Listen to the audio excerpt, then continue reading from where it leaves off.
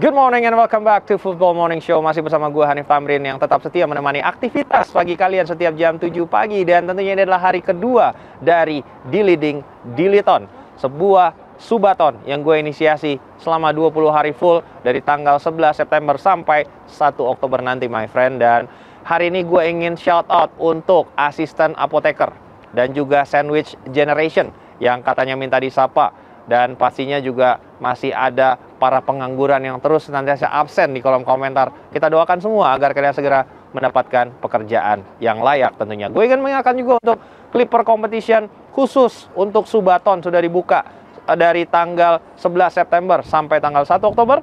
Buat kalian semua yang ingin mendapatkan tentunya juga keberuntungan ya, dengan cara gampang klip sebanyak-banyaknya. Kalau bisa yang ada momen Rexona-nya, Rexona Core seperti hari ini, ada IRL juga. Jadi kalian tinggal klip, dan kalau yang mendapatkan penonton minimal 250.000, kalian langsung mendapatkan hadiah uang tunai. Dan sekarang kita masuk ke momen Rexona-nya tentunya ya, dan kita akan memulai dengan ini adalah antiperspiran Rexona yang baru, the best format ever ya, the most dry instantly. Jadi kalau satu semprotan langsung kering. Kalau 3 kali semprotan, kalian akan segar jauh lebih wangi. Dan tentunya ini adalah varian terbaru.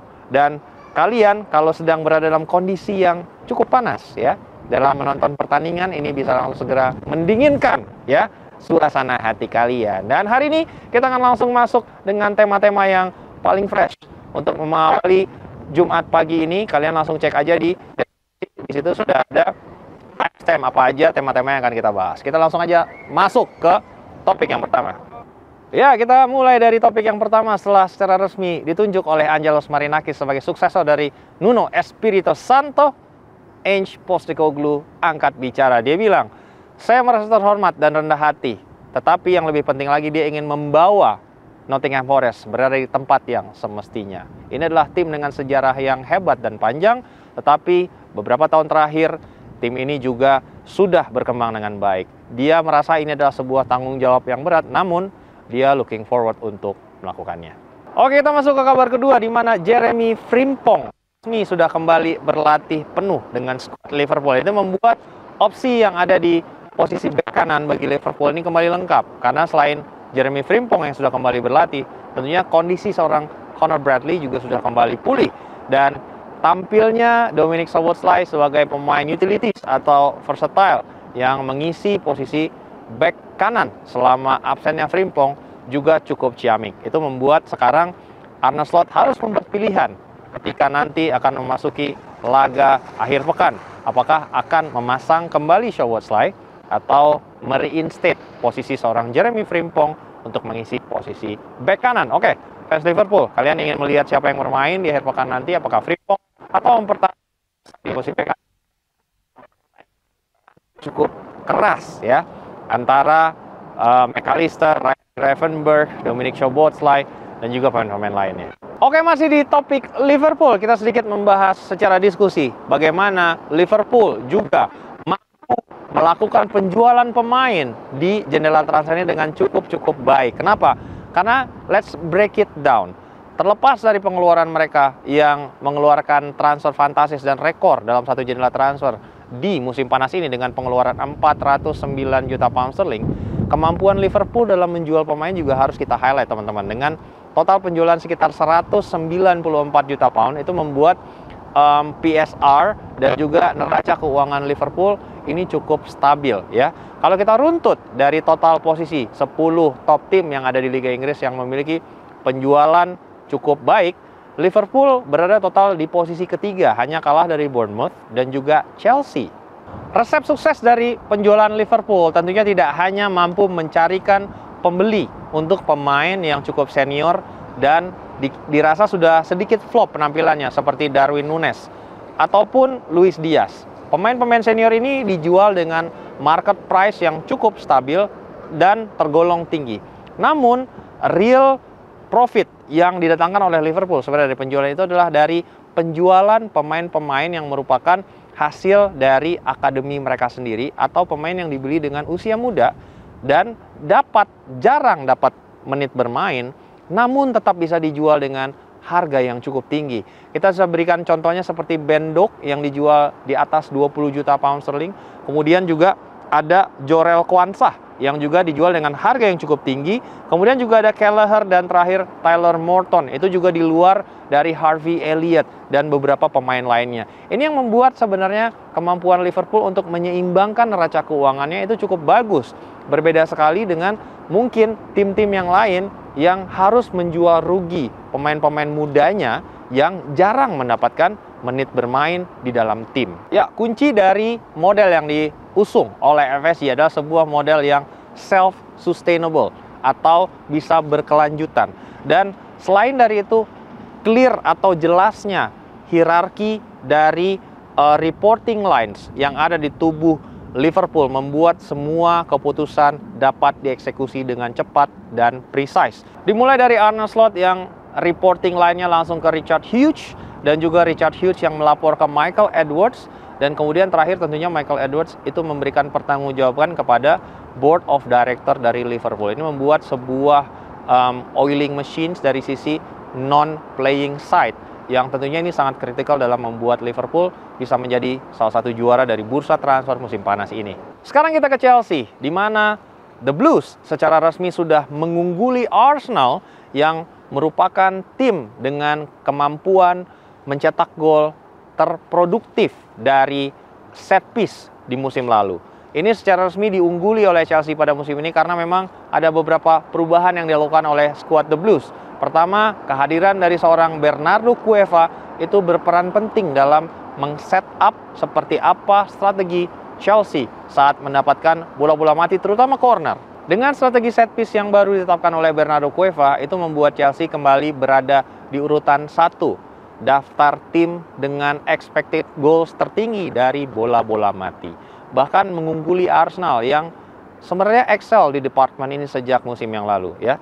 Perubahan yang dibawakan oleh Bernardo Cueva ini membuat Chelsea memiliki gaya yang berbeda saat memang terjadi situasi deadlock. Karena memang seperti yang gue jelaskan sebelumnya, ini Premier League semakin lama semakin banyak pendekatan aspek fisikal ketimbang teknikal. Pendekatan taktik set piece secara gamblang bisa kita lihat perubahannya dalam grafis ini, di mana di musim yang lalu Chelsea lebih banyak mengoper bola ke arah pemain yang mendekati penendang corner, jadi tidak langsung memberikan corner ke jantung kotak penalti lawan. Namun di musim ini radical changes dibuat oleh Bernardo Cueva, di mana mayoritas distribusi itu diarahkan ke tiang dekat dan juga 6-yard box, yang membuat produktivitas dari Chelsea dalam bola-bola mati meningkat drastis, terutama dari sisi corner. Oke, dari kehebatan Chelsea mengeksekusi bola-bola mati, sekarang kita terbang ke Spanyol untuk membahas dan berdiskusi. Dari recap terakhir, ternyata memang jurang pendapatan yang terjadi di La Liga itu meningkat secara signifikan, ya. Dari research terakhir itu Barcelona dan Real Madrid sudah menyentuh angka 1 miliar euro dari sisi revenue, dan itu kontribusinya hampir 48% dari total pendapatan seluruh tim-tim yang ada di La Liga. Jadi dua raksasa ini saja sudah ekuivalen hampir 50% dari pendapatan La Liga secara total. Nah, itu membuat memang terjadinya degradasi jurang kualitas dalam mengensemble tim, kemampuan untuk membangun tim yang berkualitas di antara tim-tim yang ada di La Liga. Ini tentu jauh berbeda ketika kita bandingkan dengan Liga Inggris atau Liga Premier, yang memang bahkan tim yang berada di urutan 20 saja memiliki kemampuan berbelanja menyaingi tim-tim juara di Spanyol maupun di Serie A, ya. Dan secara gap pendapatan ini di-highlight tentunya oleh tim-tim yang lebih kecil, di mana jika kita bandingkan dengan Las Palmas, itu adalah 19 kali Real Madrid lebih tinggi revenue-nya ketimbang tim yang berada di dasar klasemen La Liga. Ini menjadi sebuah PR yang harus tentunya diselesaikan oleh Javier Tebas agar La Liga tetap kompetitif, karena memang ini sangat tertinggal jauh dari sisi level of competitiveness dan juga attractiveness sekarang. Ketika dulu La Liga saat menjadi El Clasico yang dijual, itu menjadi salah satu memang commercial rights yang termahal. Namun dengan gap yang begitu jauh sekarang, pelan-pelan La Liga mulai ditinggalkan. Masih dari Real Madrid, kita beralih ke tuan muda Kylian Mbappe. Dalam jeda internasional kemarin saat membela Prancis, dia ditanya dan dia sedikit curhat jika memang dia sudah mulai lelah dan jenuh dengan sepak bola, ya. Namun itu tidak berarti dia kehilangan passion, ya. Jadi dia bercerita jika orang-orang yang datang ke stadion untuk menyaksikan saja pertandingan sepak bola itu adalah orang-orang yang beruntung karena mereka tidak menyaksikan dan merasakan seperti apa sih sebenarnya di belakang layar dari dunia sepak bola. Karena dia merasa apabila dia punya anak, dia tidak ingin menjadikan anaknya seorang pemain sepak bola karena betapa keras dan banyak intrik yang ada di belakangnya. Dia juga bercerita jika semakin banyak uang yang dia miliki karena menjadi bintang sepak bola, semakin banyak pula masalah yang timbul, ya. Mungkin karena emaknya bisa jadi atau karena yang lain gitu ya.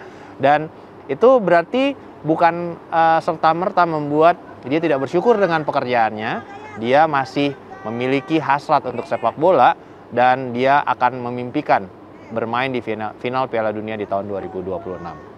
Kata gue mah, Mbappe, lu mah bersyukur, orang banyak nggak punya kerjaan, banyak yang berada di bawah garis kemiskinan, lo mah udah hidup foya-foya, masih aja merasa kurang bersyukur. Kalau gitu kita langsung aja pergi ke Italia sekarang, di mana sebuah fakta mengejutkan baru saja dilansir oleh Gazzetta dello Sport kemarin jika AS Roma berada dalam ambang batas yang cukup kritis untuk comply dengan financial fair play itu di tanggal 30 Juni 2026. Dan sekarang yang menjadi permasalahan, mereka harus mengumpulkan total uang sebesar 90 juta euro jika tidak ingin mendapatkan masalah dengan pelaporan financial fair play-nya. Secara resmi Claudio Ranieri berbicara kepada media terkait hal ini. Dia bilang untuk memenuhi parameter financial fair play, kami harus membenahi akun keuangan kami.